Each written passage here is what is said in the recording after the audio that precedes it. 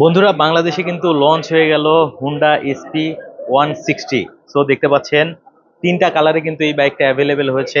আমার সামনেই কিন্তু আছে রেড কালার, পাশে কিন্তু আছে ব্ল্যাক কালার, এর পাশেই কিন্তু ব্লু কালারটা রাখা আছে অস্থির কালার কম্বিনেশনে এবং আনকমন লুকিং এ কিন্তু বাইকটা চলে আসছে। সো আজকের এই ভিডিওটিতে আমি সবকিছু জানানোর চেষ্টা করব, না টেনে সম্পূর্ণ ভিডিওটি দেখতে থাকুন। আর আপনি যদি ফেসবুক পেজে ভিডিওটি দেখে থাকেন অবশ্যই শেয়ার করতে ভুলবেন না।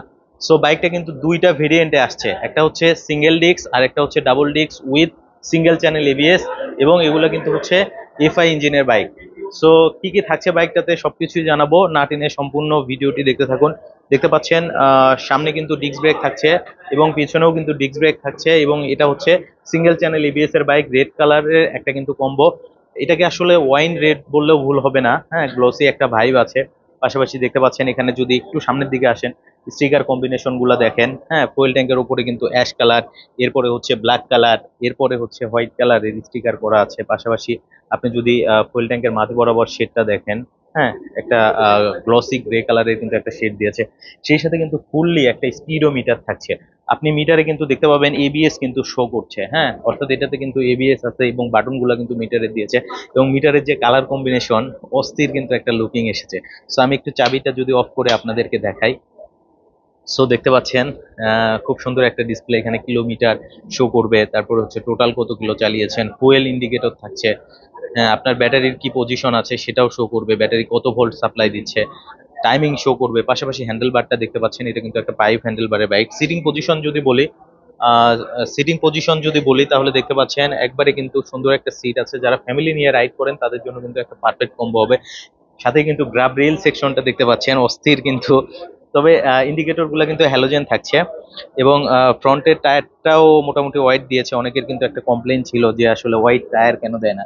সো যেহেতু একেবারেই নতুন এসেছে, সো আমি একটু টায়ারের সেকশনটা আপনাদেরকে বলি যে 130/70 সেকশনের টায়ার ইউজ করা হচ্ছে, এবং এটা কিন্তু হচ্ছে এমআরএফ এর টায়ার, ঠিক আছে, এমআরএফ এর টায়ার পাচ্ছেন। এবং পিছনের যে টেল লাইটটা, এটা কিন্তু সম্পূর্ণ এলইডি একটা টেল লাইট পাচ্ছেন। তো ফ্রন্টে থেকে যদি আপনাদেরকে বাইকটা দেখাই, ফ্রন্টেও কিন্তু আপনি টুইন পার্ট কিন্তু এলইডি হেডলাইট ইউজ করা হয়েছে। সো দুই জায়গাতেই কিন্তু ডিস্ক ব্রেক থাকছে। সামনের যে টায়ারের সেকশনটা, এটাও কিন্তু হচ্ছে এমআরএফ এর টায়ার ইউজ করা হয়েছে। ফ্রন্টে কিন্তু 80/100 সেকশনের কিন্তু একটা টিউবলেস টায়ার ইউজ করা হচ্ছে, দুই জায়গায় কিন্তু টিউবলেস থাকছে, সেই সাথে কিন্তু এবিএস ভার্সন থাকছে। তো দুইটা ভেরিয়েন্ট আপনাদেরকে বলেছিলাম। সো একটা হচ্ছে double disc with single channel ABS, এটার মার্কেট প্রাইস নির্ধারণ করা হচ্ছে 2,25,000 টাকা। সো এগুলো যে বাইকগুলো দেখতে পাচ্ছেন এগুলো হচ্ছে double disc with single channel ABS. তো আমরা একটু এদিকে ডিসপ্লেতে চলে যাই। এখানে যে বাইকগুলো দেখতে পাচ্ছেন এটা কিন্তু সিঙ্গেল ডিস্ক ব্রেক ভার্সনের বাইক, এবং এটারও কিন্তু তিনটা কালার কম্বিনেশন কিন্তু হয়ে থাকে।